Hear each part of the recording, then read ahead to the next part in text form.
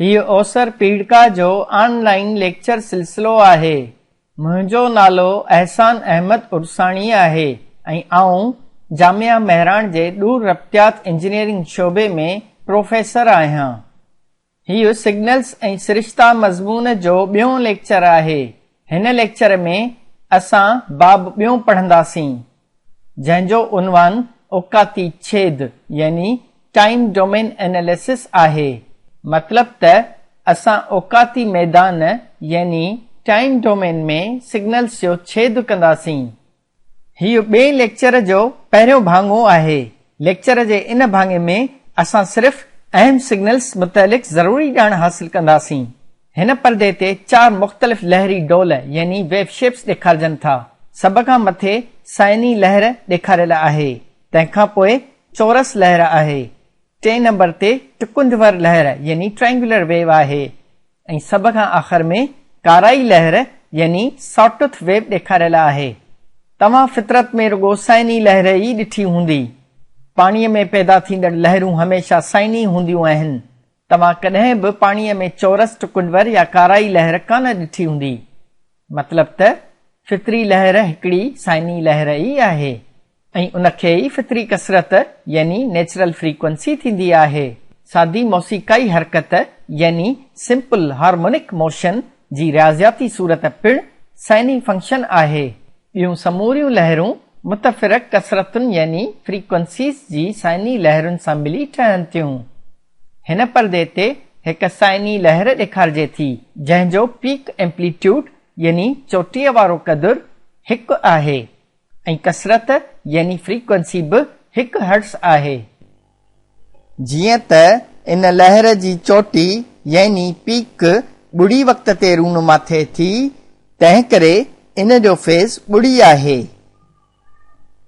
हिन पर्दे ते साॻी साइनी लहर ॾेखारिजे थी पर इहा सीरियल यानी शिफ्टेड आहे। इन जो फेज़ थीटा दर्जा आहे।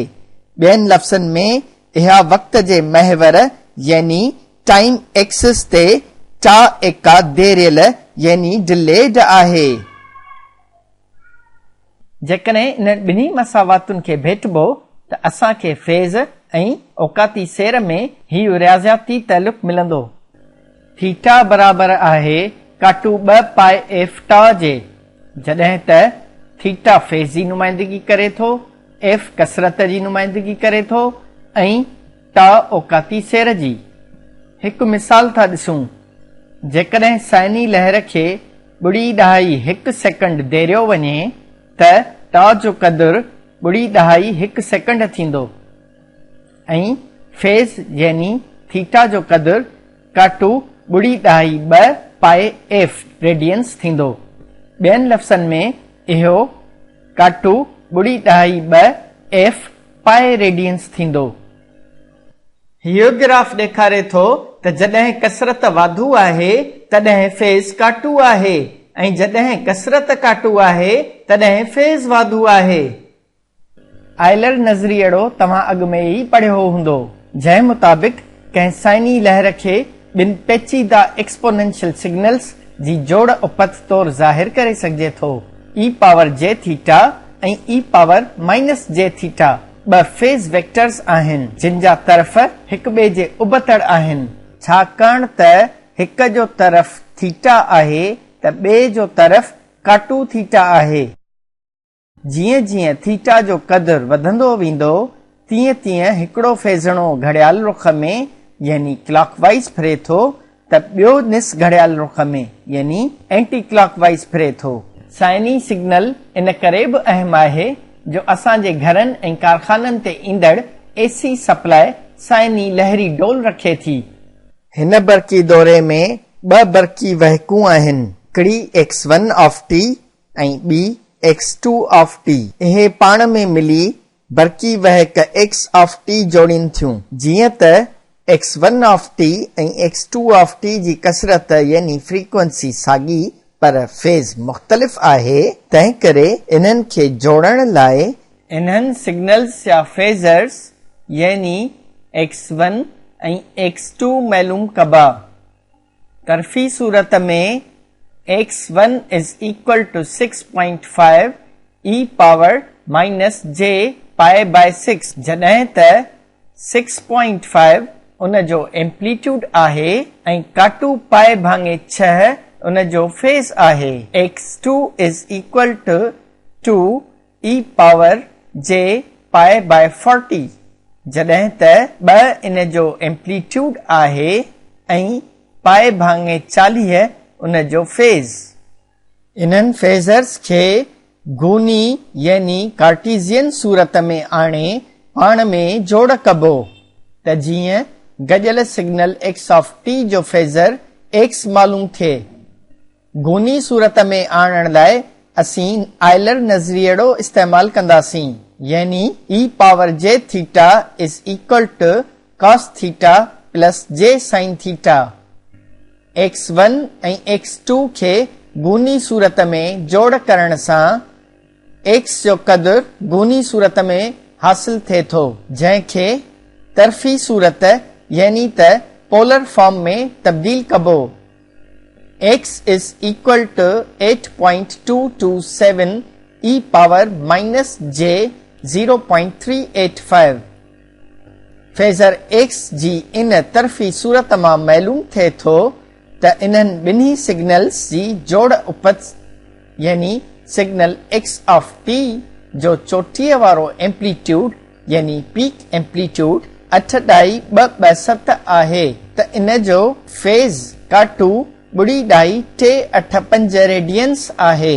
मतलब त x of t is equal to 8.227 cos of 2 pi 60t minus 0.385। हिन पर्दे ते signal x1 of t signal x2 of t ऐं उन्हनि जी जोड़ उपत यानी सिग्नल x ऑफ t जा लहरनामा ॾेखारजनि था। हिन पर्दे ते हिकु मुतनज़ल एक्सपोनेंट सिग्नल ॾेखारिजे थो जॾहिं को गुंजाइशवर यानी कैपेसिटर कंहिं रेज़िस्टर ज़रिए चार्ज या डिस्चार्ज थींदो आहे त रेज़िस्टर मां गुज़रंदड़ बरक़ी वहक रियाज़ियाती तौर मुतनज़ल एक्सपोनेंट हूंदी आहे।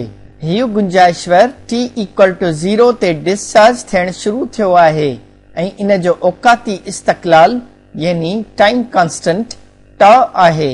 हिन पर्दे ते हिकु मुतनज़ल साइनी सिग्नल ॾेखारिजे थो जंहिंजी कसरत यानी फ्रीक्वेंसी त हमेशा साॻी रहे थी पर उन जो चोटीअ वारो एम्पलीट्यूड यानी त पीक एम्पलीट्यूड वक़्त सां घटिबो थो वञे।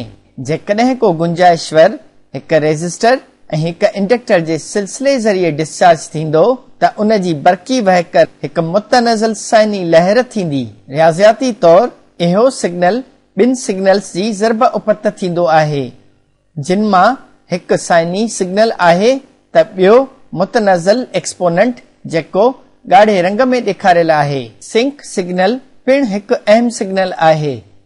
इन जी अहमियत पाण ईंदड़ लेक्चर्स में ॾिसंदासीं पर हींअर असां सिर्फ़ सिंक सिग्नल जी रियाज़ियाती नुमाइंदगी ॾिसंदासीं।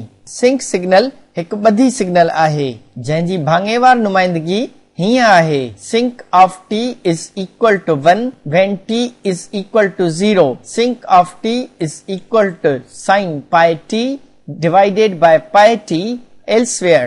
मतलब त जॾहिं वक़्त जो कदुर ॿुड़ी आहे उते सिग्नल जो कदुर हिकु आहे जॾहिं त बाक़ी समूरनि वक़्तनि ते इन जो कदुर साइन पाए टी वंडिया पाए टी आहे। असीं टिन वाहिदियत सिग्नल्स बाबति पिणु पढ़ंदासीं। वाहिदियत या सिंगुलरिटी उन हालत खे चइबो आहे जंहिंमें समूरो मादो या समूरी तवानाई हिक ई नुक़्ते ते यकजा हुजे। पहिरियों वाहिदियत सिग्नल झटको सिग्नल यानी इम्पल्स आहे जॾहिं त ॿिया समूरा वाहिदियत सिग्नल्स झटके सिग्नल खे इंटीग्रेट करे हासिल कया वञनि था। झटके सिग्नल लाइ यूनानी नंढो अखर डेल्टा इस्तेमाल थींदो आहे। जॾहिं वक़्त जो कदुर ॿुड़ी आहे त डेल्टा टी बराबर आहे हिक जे जॾहिं त बाक़ी समूरनि वक़्तनि ते इहो ॿुड़ी आहे। झटके जी ग्राफिकल नुमाइंदगीअ में उफ़क़ी महवर यानी हॉरिज़ॉन्टल एक्सिस वक़्त जी नुमाइंदगी करे थो त उमूदी महवर यानी वर्टिकल एक्सिस सिग्नल जी ताक़त जी नुमाइंदगी करे थो। मतलब त जॾहिं वक़्त जो क़दुरु ॿुड़ी आहे तॾहिं झटके सिग्नल जी ताक़त हिकु आहे।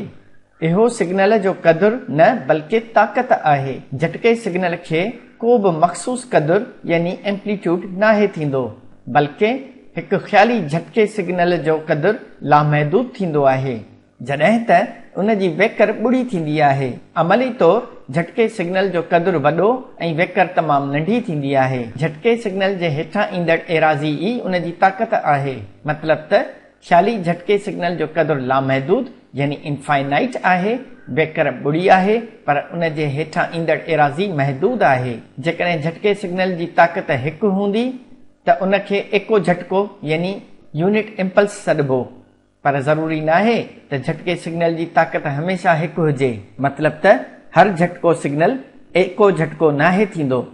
अचो त वाहिदियत जे तसवुर खे सम्झूं। मिसाल तौरु हिकु बैटरी, हिकु रेज़िस्टर ऐं हिकु स्विच ते ॿधल हीउ बरक़ी दौरो यानी इलेक्ट्रिकल सर्किट ॾिसो। इन बैटरीअ में हिकु महदूद तवानाई भरियल आहे। स्विच बंदि कंदे ई बरक़ी दौरो मुकमिल थी वेंदो ऐं बैटरीअ में भरियल तवानाई ख़र्च थियण लॻंदी। रेज़िस्टेंस जेतिरो वॾो हूंदो, बरक़ी रव यानी इलेक्ट्रिकल करंट ओतिरी ई नंढी हूंदी ऐं तवानाई ख़र्च थियण में ओतिरो ई घणो वक़्तु लॻंदो। बिल्कुलु ईअं ई रेज़िस्टेंस जेतिरो थोरो हूंदो, बरक़ी रव ओतिरी ई वॾी हूंदी ऐं तवानाई ख़र्च थियण में ओतिरो ई थोरो वक़्तु लॻंदो। मतिलबु त जीअं जीअं बरक़ी रव जो क़दुरु वॾो थींदो वेंदो, तीअं तीअं बरक़ी रव जो दौरानियो नंढो थींदो वेंदो। तसवुरु करियो जे रेज़िस्टेंस ॿुड़ी थी वञे त छा थींदो। इन ख़्याली सूरत हाल में बरक़ी रव जो एम्पलीट्यूड लामहदूद थी वेंदो, पर तवानाई ख़र्च थियण में 2 सेकंडनि जो वक़्तु लॻंदो। मतिलबु त लामहदूद क़दुरु वारे बरक़ी रव 2 वक़्त लाइ जारी रहंदी। इहा बरक़ी रव बिल्कुलु ईअं ई आहे जीअं हिकु झटको सिग्नल जंहिंजो क़दुरु त लामहदूद आहे, पर औकाती मैदान यानी टाइम डोमेन में वेकर 2 आहे। ॿियनि लफ़्ज़नि में समूरी तवानाई औकाती मैदान जे हिक ई नुक़्ते ते यकजा थी वई आहे। हिन परदे ते ॾाको सिग्नल ॾेखारिजे थो। इहो वाहिदियत सिग्नल्स जे सिलसिले जो ॿियों सिग्नल आहे। ॾाके सिग्नल खे u ऑफ t सां ज़ाहिर कयो वेंदो आहे। इन जी रियाज़ियाती नुमाइंदगी हीअं आहे: u of t is equal to 1 for t greater than or equal to 0. u of t is equal to 0 elsewhere. काटू वक़्तनि यानी नेगेटिव टाइम्स लाइ इन जो क़दुरु 2 आहे, जॾहिं त 2 या उन खां पोइ वारनि समूरनि वक़्तनि लाइ इन जो क़दुरु 1 आहे। इन खे एको ॾाको चइजे थो, छाकाणि जो इन जो क़दुरु 1 आहे, पर हर ॾाको सिग्नल एको ॾाको नाहे थींदो। मतिलबु त इन जो क़दुरु 1 खां सवाइ को ॿियो बि थी सघे थो। जेकॾहिं वाधू वक़्तनि यानी पॉज़िटिव टाइम्स लाइ सिग्नल जो क़दुरु a आहे त उन खे a u ऑफ t सां ज़ाहिर कयो वेंदो।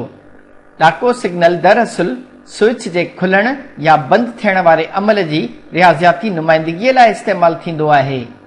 मिसाल तौरु जेकॾहिं हिन बरक़ी ॼार खे यानी इलेक्ट्रिकल नेटवर्क में स्विच खे t इक्वल टू 0 ते बंदि कबो त साॻे ई वक़्तु आउटपुट ते 12 वोल्ट ज़ाहिर थींदा, जॾहिं त इन खां अॻु मतिलबु त वक़्त जे काटू क़दुरनि यानी नेगेटिव वैल्यूज़ ते आउटपुट 2 वोल्ट हो।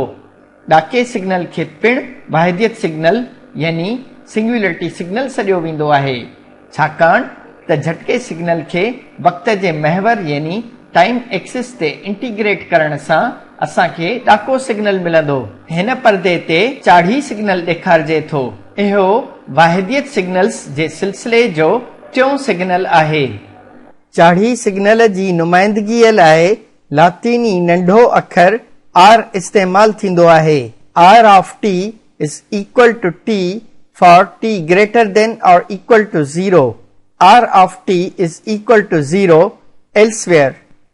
मतिलबु त जॾहिं वक़्त जो क़दुरु 2 खां घटि आहे तॾहिं r of t जो क़दुरु 2 आहे, जॾहिं त बाक़ी समूरनि वक़्तनि लाइ इन जो क़दुरु ख़ुदि वक़्त जे बराबरि आहे। यानी जॾहिं वक़्त जो क़दुरु 2.5 आहे तॾहिं एके चाड़ी सिग्नल जो क़दुरु बि 0.5 आहे ऐं जॾहिं वक़्त जो क़दुरु 1 आहे तॾहिं एके चाड़ी सिग्नल जो क़दुरु बि 1 आहे ऐं जॾहिं वक़्त जो क़दुरु 1.5 आहे तॾहिं एके चाड़ी सिग्नल जो क़दुरु बि 1.5 आहे। ॿियनि लफ़्ज़नि में ॿुड़ी वक़्त खां पोइ चाड़ी सिग्नल वक़्त सां सिधी निस्बत रखे थो ऐं इन में तब्दीलीअ जी शरह मुस्तक़िल आहे।